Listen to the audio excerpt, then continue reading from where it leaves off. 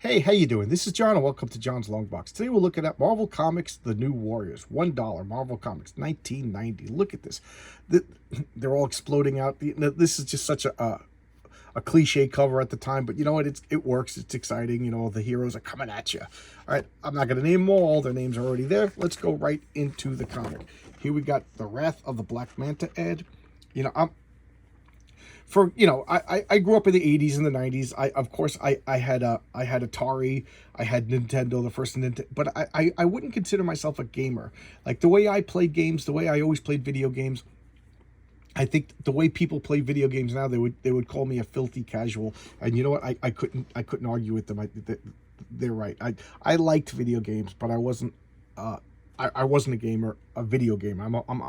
I've always been a tabletop role player and a tabletop board gamer, not a video gamer. All right, so let's look at that nice splash page. We got Night Thrasher being scary. Look at the spike coming out of his hand, just menacing. Is he a good guy? Is he a bad guy? We don't know. What did this poor guy do? You know, we don't know yet. Is this guy? You know, we know he's a hero because he's on the cover, but it's kind of ambiguous. It's kind of scary, and it intrigues you to want to go on. Perfectly good splash page. But let's look at the credits.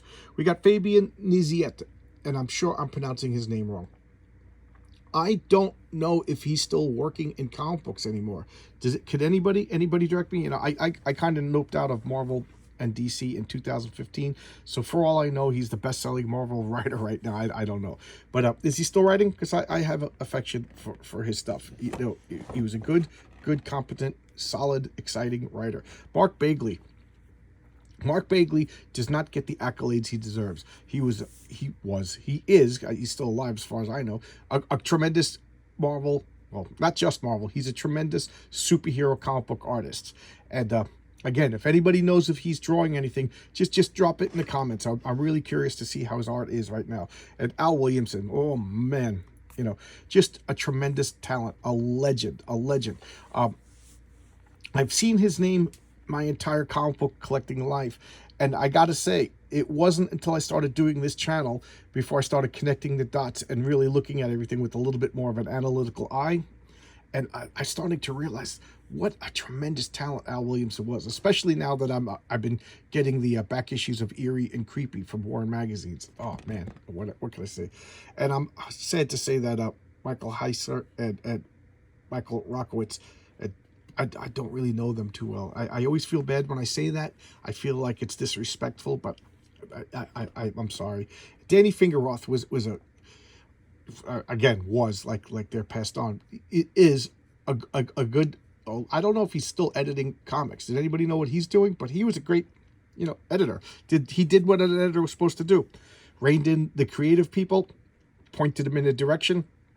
You know, I'm sure he gave them pointers. I wasn't there, but you could tell because this is such a good comic, you know, so he, you know, good guy as far as I'm concerned. Tom DeFalco, editor-in-chief. I have a complicated relationship with Tom DeFalco. Tom DeFalco wrote the M2 line. Marvel Comics had like a different line of comics before the Ultimates, and it was called M2, and it was like the near future. So it was only like a couple of years in the future. And it started with that what if Spider-Man or Peter Parker and Mary Jane had a daughter and that she became Spider-Girl. And the fan reaction to that was really positive. So they gave Spider-Girl her own comics. And in that comic, she met like the future versions of the X-Men. She met the future versions of the Fantastic Four and all that. And they just gave Tom DeFalco, that was your baby. And I loved them. They were just like throwbacks to... It was weird because they were future retro throwbacks to comics. I really liked it. So for those of you who don't know what I'm talking about, there was the M2 line of comics. They had Avengers Next. I forget what the X-Men title was called, where Jubilee was the leader of the X-Men, like an adult Jubilee. They had the Fantastic Five, and it's gonna drive me. And Spider-Girl. I forget if there was more. Wild Thing, I think, was another one. The daughter of Wolverine. That was terrible. But you know, you can't bat 1,000. Nobody bats 1,000. So there, I really dig those comics. As an editor-in-chief, I'm not so pleased with Tom DeFalco. He started out strong, and then I think his reign as the boss kind of devolved into gimmicks and stunts, and it ended so poorly that Marvel was like, I understand it was the speculator boom, but whatever. Marvel was like filing for bankruptcy. The sales were going through the toilet, and now that I think about it, I do blame Tom DeFalco, because it's because of his stunts under his reign, that caused the speculators to get interested, which later caused the speculator crash. So things don't just happen in a vacuum. You're the captain of the ship. You get the blame if it hits an iceberg. So there you go. All right, let's continue on. So again, what is Night Thrasher? Who doesn't exist, by the way, because there was no minorities in comic books in 2000 until 2016. But he is, he's like a Batman Punisher. If you took Batman and the Punisher and mixed them, you get Night Thrasher. And what's he doing? He's threatening this guy, and look, he just drops him off a building. And his eyes activate, and he flies again. And he's like, "You almost killed me." He goes, "Yeah, but I didn't." And who is it? That's Richard Rider. Who is Richard Rider? Well, Richard Rider is Nova. Nova is a bizarre Marvel comic. I really liked when Marvel came out with Nova. What was it, like 75, 76, around there? And it ran for 25 issues. And I don't know if it's nostalgia, if it's, my rose-colored glasses from being a child when that came out. Again, another comic that came out that I was on board for because it came out when I was a kid. But I always thought that was an important series. Some of the issues were real stinkers, but it had some concepts that really, really lasted with Marvel to this day. So I have a lot of affection for that series. The second Nova series, it had some peaks and valleys, and I will say that the valleys were really bad, to the point like Nova was kind of forgotten about. So Nova came out with 25 issues, and then he was kind of forgotten about for like 10 years. Then they did a second series of Nova, and he was forgotten about, and now he's brought back here. Okay, so they were all brought up on Nova. And who's this? This is Marvel Boy. Who is Marvel Boy? Well, he changes his name to Justice later on, but he's geez, that's gonna drive me. Vance Astro. Vance Astrovic, they change it, he changes it to Astro. And who is he? Well, he's one of the original Guardians of the Galaxy. He's Vance Astro. 1,000 years in the future, he's one of the Guardians of the Galaxy.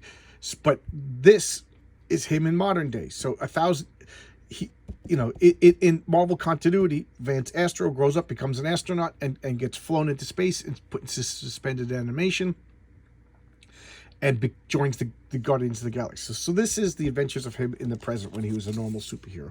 So I don't know. I kind of like that they're crossing the T's, dotting the I's. So what's he doing? He's trying out for the Avengers. And spoiler alert, he later joins the Avengers. But right now they're saying you're a rookie. You got heart, kid, but you need to iron out. You need to get some experience. Now, as much as I love Captain America, I will say, isn't that just like the worst advice to give a guy with superpowers? Go and beat up criminals and do violent acts on your own. And when you're really good at it, I understand what he's saying. Get some wisdom before you become an Avenger. But this is why later on, when they started doing like Avengers Academy and things like that, I never thought it was a bad idea. I thought it was like a logical idea. If you got like teenagers with raging hormones and going through body changes and all that, that teen angst, let's face it, we were all kind of jerks when we were teenagers, as I take a sip of coffee.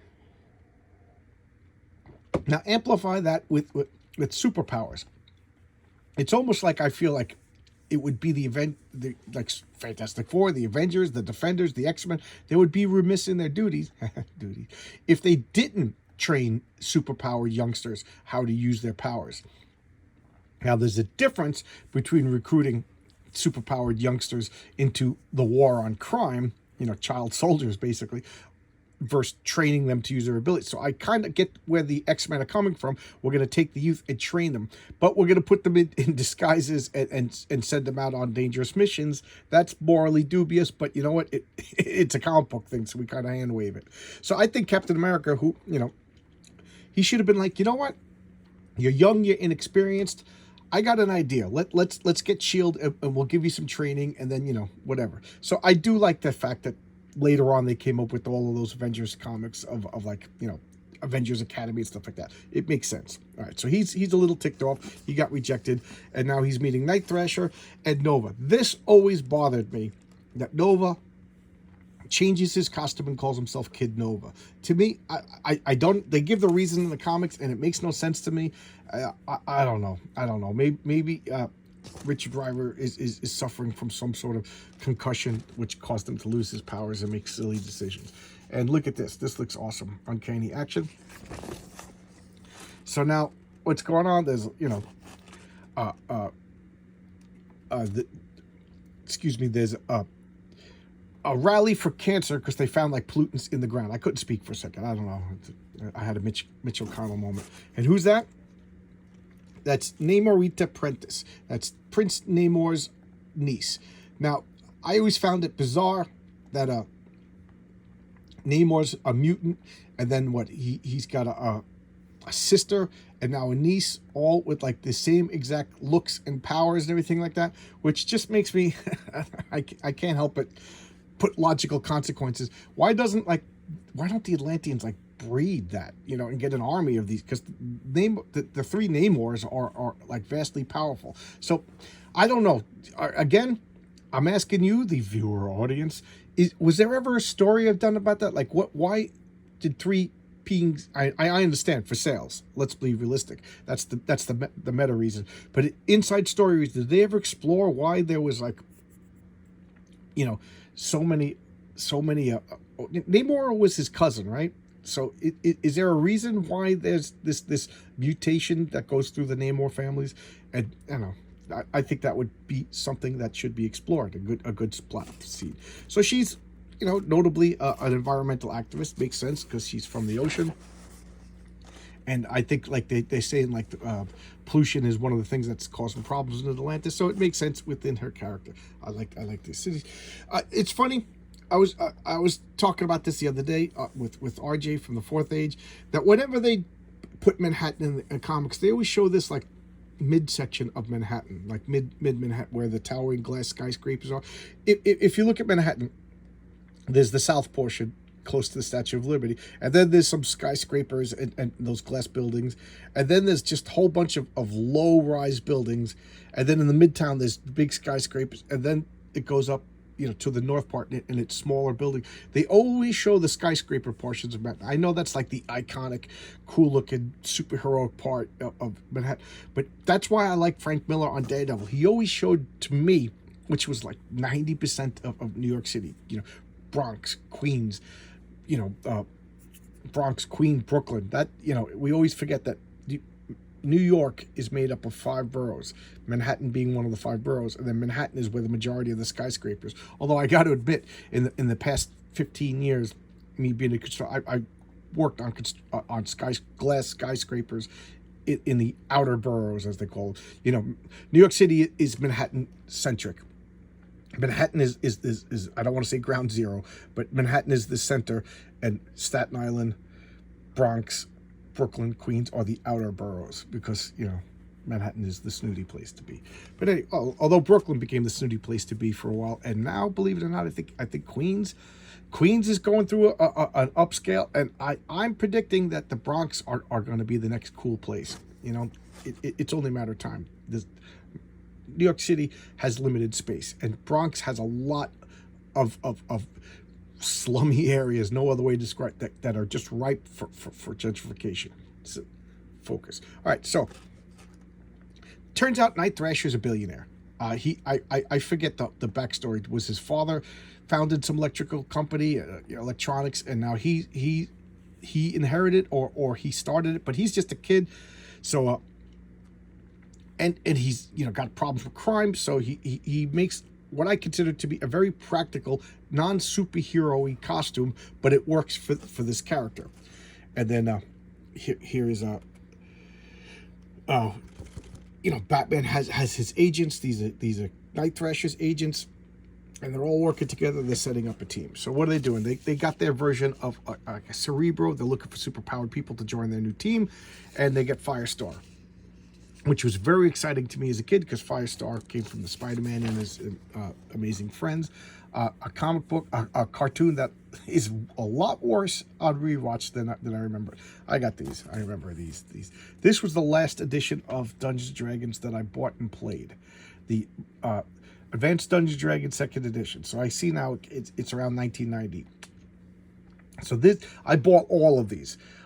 Since this, I've bought a few books once in a while out of curiosity, but I've never played them.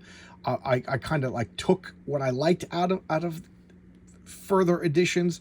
I do not own anything Pathfinder, so I can't comment on the Pathfinder D&D kerfuffle. But so you can ask me, I'll give you my honest answer. I don't know, but I've never played third edition, 3.5, fourth edition. I don't even know what edition it is now, but I have bought books because I like the art, or I just wanted to out of curiosity, or I found them really, really cheap. So there's my D&D disclaimers. So they're looking for Angela Jones, I think that's her name, and they're recruiting. Yay, she's gonna join the team.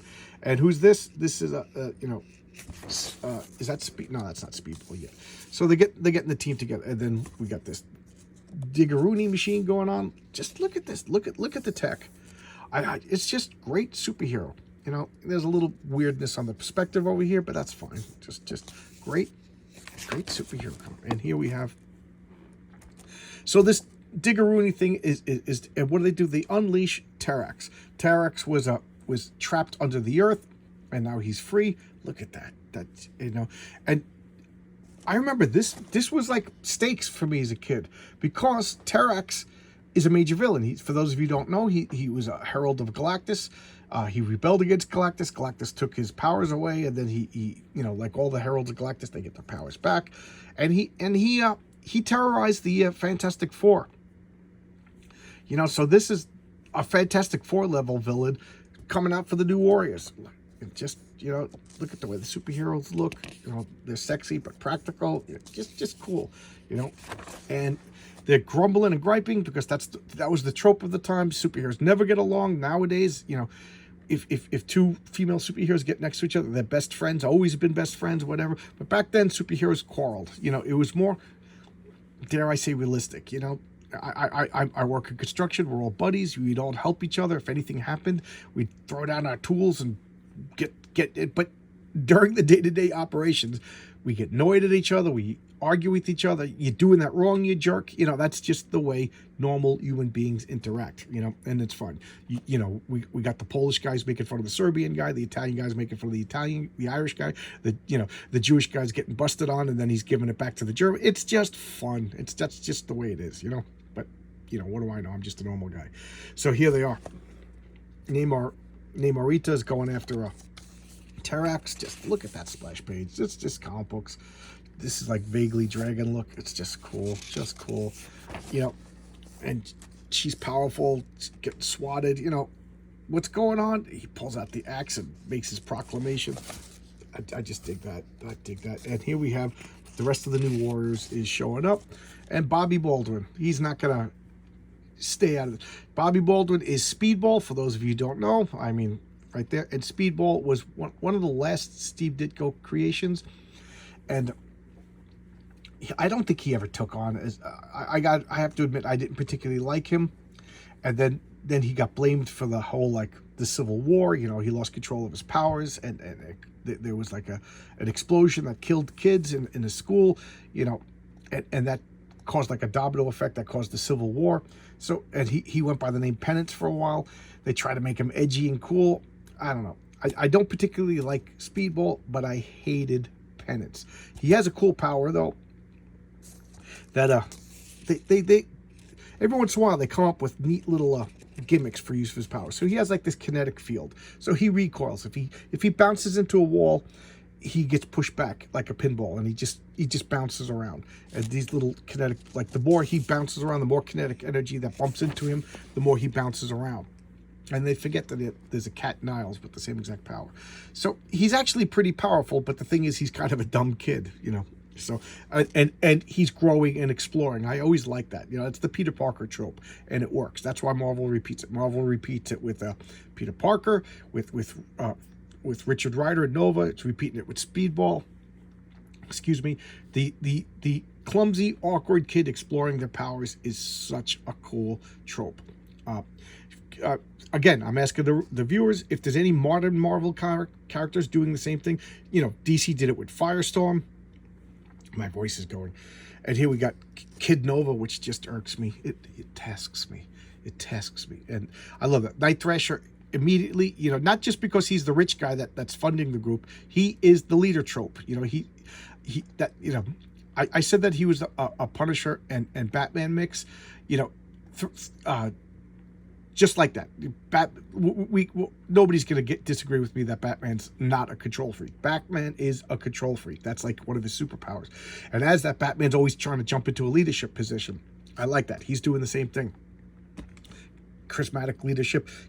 I don't know. I always like the idea of the powerless, and powerless meaning he has not superpowers. He's not powerless, far from it. The one without the superpowers becoming the leader. I love when Captain America leads the Avengers, like Nighthawk leads the Defenders, and Night Thrasher leads the New Warriors. I don't know. I dig that. It makes them a valued member. There's no X-Men that has no powers. That's the leader, but there would be if normal guy or Boss Man. He just has no powers and leads the X-Men. All right, so now they're fighting Terrax. Comic. Here we go. And smoke bombs, cause a distraction. And again, I must iterate, he has no powers. And he doesn't even have like Iron Man armor. He has like tactical, like real military armor. And he's going against I almost said Taskmaster. He's going to Terrax, who just tosses him. And what is Justice? He's not Justice yet. He becomes Justice later. Marvel Boy's power is telekinesis. So he uses telekinesis to lift and control him. Who's this down here? Oh, regular people. Oh, this is a scientist over here. There's always a scientist that has ideas. She's using her fire powers, which I think they later either retconned or further explained to be microwaves. I don't know.